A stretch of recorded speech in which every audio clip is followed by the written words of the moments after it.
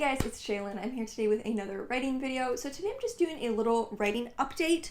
I like to do these every couple months just to kind of check in with you guys, catch up, talk about what's going on. I love hearing about what you're working on. So I'm just going to be chatting about some recent writing things I've been working on, how it's been going. I mean this so genuinely, like it's why I make these videos. Please tell me what you are working on in the comments. I love hearing from you guys. It's honestly why I like making writing update videos, just so I can hear from all of you guys about what you're working on. If there's some weird noise in this video, it's because I have a little baby kitten running free throughout the room at the moment. I would show her to you, but she's in a bit of a squiggly mood. She has decided that it is time to host her own Olympics on my floor. So I thought I would start off with the honey vinegar updates. I've been starting these writing updates with honey vinegar for years. It's always the one we gotta start with. So yeah, this is a novel that I've been working on since 2018, and it's really in the late stages now, I would say. I wrapped up a couple rounds of edits. I think I did 3 drafts of the book starting around December, kind of starting in December going up until like January or February. So I had some feedback from my critique partner. I did like a final line edit. Now I'm just at the point where I'm just kind of dealing with like a few lingering issues. I think the book is pretty much there. It's pretty much where I want it to be. It's just like some lingering thing. It was obviously really exciting to see the book kind of reach its final stages. I think it was draft 8. I talk more about all of the drafts and the entire breakdown of every single draft in a video. I don't know if it'll be up already or not. If it is, I'll leave a link to it where I just did like a draft breakdown of every single draft of that book and all the changes in each. So that's really all there is to say about that one. It's nearing its final form, which is kind of wild. So I've been kind of on a big editing kick. I did talk about this in my last writing update. I had a really bad writing slump back in the summer. Like it was super bad and it was really hard to get out of. And as I kind of got out of that writing slump in the fall, something came upon me, which was just this need to edit every single book. Okay, not every single book that I've ever written, but just edit all of my work. Been in a big editing phase. I did the final honey vinegar edits. I also did my first edit of Holding a Ghost. Holding a Ghost is my other novel project. It's in an earlier draft than honey vinegar is. I finished the first draft last year, whereas I finished the first draft of honey vinegar in early 2020. Those edits, I have a vlog of me doing those edits. It was just my first round of edits on the book. Not like the honey vinegar ones where I was trying to perfect everything. Oh my god. That's the saddest sound I've ever heard an animal make in my life. So it was just my first developmental edit, so in many ways it felt pretty chill. I felt very relaxed and actually excited about it going into the draft. I felt like I had a really good handle over the edits that I wanted to make, and I just felt very prepared to make them. The draft went really well for the first 5 parts of the book, and in the last part, part 6, I completely fell apart and completely lost it. I think I just kind of got burned out. I couldn't think of a new single sentence, you know? Like, I would have in my notes, because in my notes outline, I note all the changes I want to make to every chapter. And yes, there were some larger, more difficult changes. Some of the changes were very small and very easy to make. They would have required adding a few sentences. My brain was completely empty. Like, someone had just scooped everything out of my brain and there was nothing in there. So I left the draft a little frustrated because I lost it in the final hour. I think I need to just recharge before I can go back to it. The more tired I was, the more frustrated I became that I couldn't fix the edits, which made me more frustrated, which made it even harder to tackle the book, and it was just this like cycle. Obviously that was just the first edit of what will be many drafts, so I know it's fine. I think it's just frustrating because I had problems that I set out to fix and I wasn't able to fix them on that draft, and so it feels like the draft didn't accomplish as much as I was hoping it would, especially because I thought it would be a very easy draft. However, when I take a step back, I think I know what I did wrong that made this draft more difficult. When I compare it to this same draft, the first developmental edit of honey vinegar, So when I did that draft, my outline for the edits was extremely detailed, and I really put so much time into that outline, and I worked through every single problem, and I noted down the solutions. So it was very clear what I had to do. With this draft, there were a lot of notes in my outline that outlined the problem, but they did not outline the solution. And so as I got to these points in the book, I had to stop and think of the solution on the fly when I should have put more time into doing that before writing the book. And I still haven't figured out some of these things, to be honest. But I think before the next draft, I have to really work through these problems so that I'm approaching it with a solution in mind for every single problem. I think that was my issue, is that my outline in a lot of points only identified the problem with a scene. It didn't outline an actionable solution. You know, the more tired I got, the harder it was to think of solutions on the fly and do that problem solving. And I think that's what made the draft hard. It was never going to be perfect after this draft, but I think I just was hoping that the draft would accomplish more. Like, I was really feeling that after this draft, I would be ready to like give it to friends to read and stuff, and it's really not at this point. So I think I'm a little frustrated, but when I think about it, like, that was the third book that I'd edited between November and March. Obviously, I was a little tired. So I kind of wanted to talk about looking towards my next novel. I love drafting novels, right? And I'm always thinking about starting the next novel, but this has been a case where I've been actively holding myself back from starting a new novel. So I decided what my new novel would be last year. It's a new idea that I started working with last year. My working title is Saltbirds. I haven't really talked about it that much. I'm probably not going to talk about it conceptually that much. I am so excited to start this book. I kind of told myself that I wouldn't start it until these Holding a Ghost edits were done, and they still definitely need a few more drafts. I'm still just like holding myself back from this one.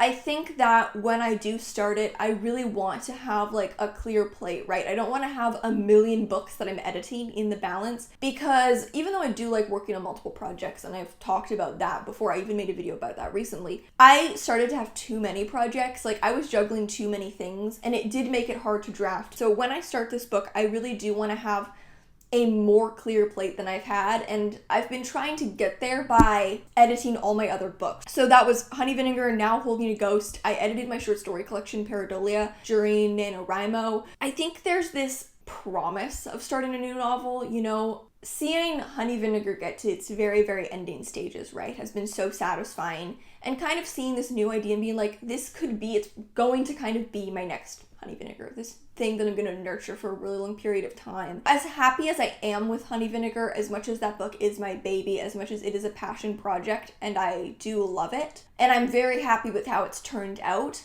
I did learn so much while writing it. It was the first novel that I'd written in years, and it was the first novel that I'd written with an understanding of my own, a strong understanding of my own writing style, and an ability to carry that throughout the book. You know, it's not my first novel, but it kind of does feel like my first novel, because it was the start of a bit of a new beginning for me. I learned so much from writing that book, and so I'm very ready to take what I've learned and kind of like do it better this time, you know? It's like, I'm so happy with Honey Vinegar. I want to take everything I learned and do it again and do it even better, you know? Make the process cleaner with what I've learned about my own writing process, make the writing better, stronger.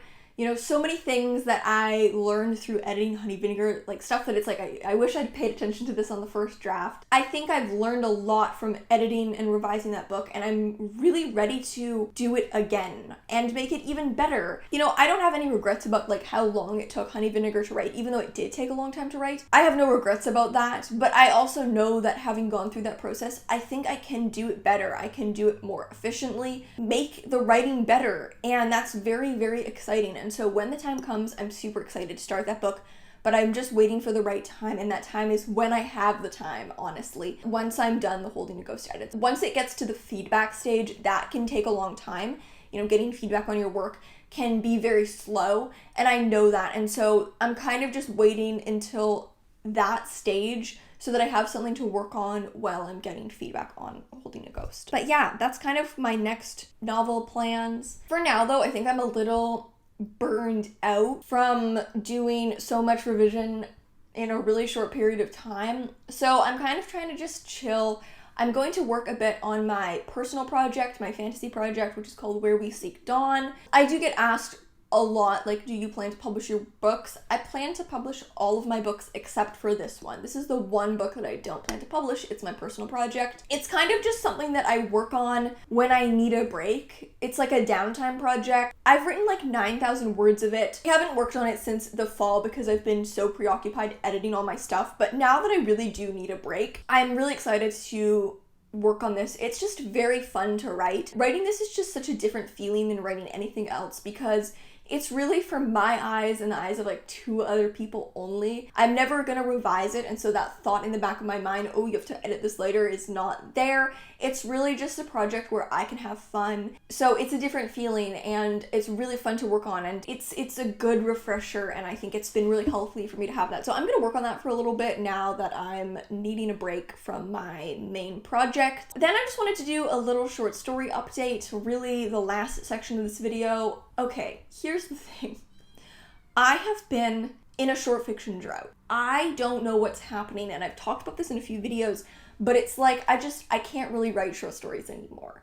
So in the past year, since February of 2021, I have written 1 short story and a couple flash fiction pieces. In terms of short stories, I've written 1 short story, and I used to write like around 6 or 8 a year. And I don't really know what's caused this. I'm sure that at some point it'll come back to me, but it's like I have forgotten how to write a short story. A few months ago, there was a contest I wanted to enter, and it had been on my mind that I wanted a short story for this contest for a year. And at the last moment, I was like, I can't believe I don't have a story. Like this has been in the back of my mind to try to write a story to submit to this contest for a year, because I find having contest deadlines is a good way to motivate me. I tried to write something in the last minute, couldn't get it done. I don't know, I'm just really unable to write short stories at the moment. I've written a couple flash fictions. I know it's fine. Like, not working on short stories is fine. I'm trying to dedicate my energy and time elsewhere. My novels, I'm in my novel era. Short stories are something that give me a lot of motivation. There's the satisfaction of finishing something short and being able to submit it right away. There's that instant gratification. It's just been frustrating. I talked about this in the video I did with Sophie that should already be up, where we talked about acceptance drought, and I think I've just been in this very frustrating period because, my stuff is not really getting accepted. I had a period of time where my stories were getting picked up pretty fast. Like, I could start submitting a story and it would get picked up very quickly, like within the first couple submissions, and that started happening with almost every story that I was submitting. And then that stopped. Now I have stories that I've been submitting for a year and aren't going anywhere, and I don't think they're weaker than the ones that got picked up right away. I think they're actually stronger than some of the stories that I had picked up right away. I don't really know what's happening, but I've been lacking any sort of instant gratification with my writing because my stuff is not getting accepted. I'm not writing new stuff, and I'm only working on novels, which can feel like a bit of a trudge, right? Like, it's a labor of love. It takes a long time to get that payoff if that's something that you're seeking, whether it's finishing the piece or it getting published or anything. So I got so into ranting about how I have forgotten how to write a short story that I didn't even talk about the 1 short story that I have successfully written in the past year. So yeah, I have written 1 short story successfully in the past year, and it was back in the fall. Kind of new territory for me. It's called Kill Sin. It's actually historical fiction, and it's set in like a Puritan village, and it's about a witch trial. It's in second person, and it's kind of a wild time. I had a lot of fun writing it. I really leaned into the historical voice. Fits the themes really nicely of my current collection that I'm working on, and I kind of liked having the historical piece in there, considering that I have a sci-fi piece and I have a fantasy piece. I kind of liked that the collection can reach into the future as well as the past. So it was really fun. I'm not really a historian. I didn't know much about the time period, so I had to do all the research like then and there for the story, read a couple books, and I'm pretty happy with how it turned out. It's not something that I've revised yet, and I'm not sure if I'm going to submit it. I don't really know how submittable it is, at least to the markets that I usually submit to, so I might just save it for my collection. It's one of those pieces where there are things about it that I love. Like, I love the voice, I love the dialogue, I really like the main character and some of the scenes, but I think that the second half of the plot I'm not too keen on. Like, my hope is that there would be a simpler, less contrived, punchier way for the plot to unfold the way that I want it to unfold. That was kind of the challenge with this story. It was like I had a great voice that I was able to access and a really interesting main character, but I couldn't really figure out how to get the story to reach the point I wanted it to reach. So I feel like the second half of the plot is a little contrived. So at some point, hopefully going to come back to this one and have a little tinker with the plot and see if I can make it more efficient and more condensed. But this is the one story that I have successfully written in the past year. I feel that I should give it its moment because despite all of its flaws, it is still the only story that I have successfully written in the past year. One thing that I've realized that I'm trying to do in my life to mitigate that is that I've realized that for the past few years, I have only had goals related to writing. I used to do a lot more things and have more hobbies when I was younger, but as I've gotten older, really the only thing the main hobby that I've maintained is writing, especially in the pandemic. Hard to do other things. You know, there are other things I enjoy, but I don't do them avidly. You know, like I like camping, I like skiing, but I maybe ski once every other year because it's very expensive and requires travel. And, you know, I maybe camp a couple times a year. I realized that I don't really have other hobbies that I can actively derive, you know, joy from. Like, it's become only writing. And for a long time, I was fine with that, you know? Like, some people do a lot of stuff, a jack of all trades. I'm the opposite of a jack of all trade. I am a jack of one trade, and that trade is writing. And for a long time, I was fine with that, you know? It's like, I didn't feel like I needed other hobbies to make me happy and feel fulfilled. But recently I've realized that I think it's become a problem for me that I'm only able to set goals related to writing. Like, that's the only thing that I'm feeling a sense of progress for in my life. And when there's no progress, because right now there's no progress, you know, for a while there, it felt like I was progressing in my career and stuff was getting accepted. And now it's like that's stopped. Like, nothing is really happening with my writing, at least on the publication level. I realized that, like, I really need other things to derive a sense of self-worth and personal achievement from. That was a big realization for me, was like, you need other things that you can set goals towards, right? And feel personal achievement for. Maybe in an environment where there are less stakes, right? Writing is a hobby, but it's also my career. Whereas I think I need some other things where it is just for me. So I've started doing archery again. I was a competitive archer all throughout high school, and I stopped when I moved to university because archery is a bit of a niche sport and it can be hard to access if you don't live near a range. I didn't have access to a place to practice, especially because I didn't have a lot of free time and the only range in the area was fairly far and I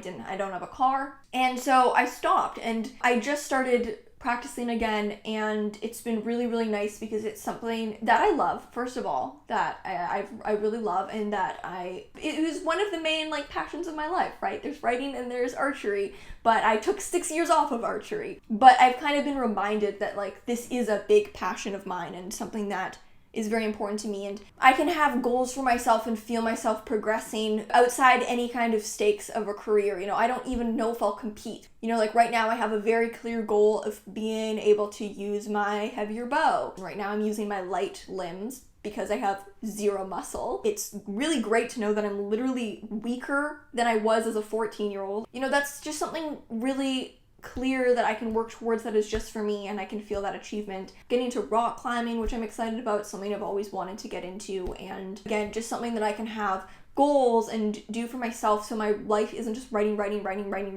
You know, it was great when my life was just writing and nothing else, when I was consistently getting success with writing, but now I'm not consistently getting success. And as a result, I was starting to feel really low because the one thing that I was deriving self-worth for and a sense of progress for wasn't progressing. So I was like, I need other things to do that. Like, there's a reason that people have more than just one thing that they do, Shaylin. And I think that's been really healthy for me. So all of that said, I thought I would end this by just doing a quick publication update. Like I said, it's been slow for publication, guys. It's been so slow. Oh my God. But I do have a few publication announcements. So first of all, I had 2 flash fiction pieces picked up by Vagabond City Lit. They should both be out. They're spread over 2 issues. So the first one came out in the March issue and the second one is coming out in the April issue. The 2 pieces are called After Hours and Daughter of a King. I'm very new to flash fiction. I don't have much experience with it, but it is a form that I was trying to learn because I can't write short stories right now. So I've been trying to write flash fiction, and I was really, really pleased with how they turned out. They are part of a series. When you read them, you'll see they're kind of in the same narrative style. So they're a series, and I plan to write a 3rd one, so it'll be a trilogy. So they're not the same characters or anything, but I just view them as part of a series. And then I also have a short story forthcoming in The Common. That is coming out in June. If you want updates on it, I post my publications on my social media, so my Twitter and Instagram. That's really the only reason I have those platforms now, is just to post my publications and repost my friends' publications. That's the only reason I really go on Twitter. It's a long story. That's like a 8,000 worder, so it's pretty long. It was a long process to get it published. We did multiple rounds of revise and resubmit. I think 5 rounds of edits with the magazine, so it was a lot of revision, but I am really happy with where the piece is now, and I'm really excited for you guys to read it. So yeah, that's coming out in June. If you ever want to find any of my published pieces, I link them in the descriptions of my videos, as well as I have a link tree with all my published stuff. That's also in the description of my videos, and my link tree is also in my Twitter and Instagram bio. So all 3 of those are online publications, so you will be able to read them. So you can read them for free online. You can read the 2 flashes now. There is a typo in one of them. Just, you don't have to tell me, I know, okay? Daughter of a King has a typo in it. That's why I don't read my stuff after it's published, because the day it was published, I read it and I find a typo and I was like, oh my god, this is 700 words. How did you get a typo? But like, I wrote that story literally to feel something. I just felt like I wasn't doing anything. I wasn't progressing in my career. So I sat down, I wrote that story in basically one sitting, and I submitted it right away, and I think it was accepted like 2 weeks later. So it was the fastest writing to publishing turnaround of all time. So I guess that's how a typo slipped in to that one. But anyways, yes, there's a typo. It happens. Okay, look, it happens. I'm known for my typos, so it's bound to happen. Oh, I didn't say, the story I have forthcoming in The Common is called How to Slaughter. There's probably a typo in that one. Yes, we did 5 rounds of edits, but watch there still be a typo, knowing me and my oh god, there's gonna be a typo, isn't there? I bet there is. It's fine. It's fine. So I think that's it for this one. Like I mentioned earlier, please tell me what you're working on, what you're writing in the comments. I would love to hear about it. I love hearing from you guys and just knowing what you're working on. So that's all for today. Thank you so much for watching, and I'll see you in another video.